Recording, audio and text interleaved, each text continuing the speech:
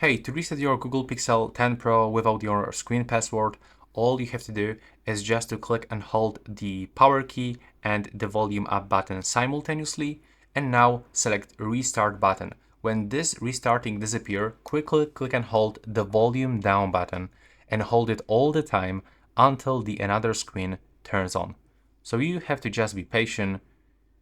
And now release volume down button and navigate with volume buttons again. So for example, you can keep tapping on the volume up button until you select the recovery mode. Click on the power key to confirm and enter for the recovery mode. Now just wait a little bit, and when you get no command screen, click on the power key and click once on the volume up button.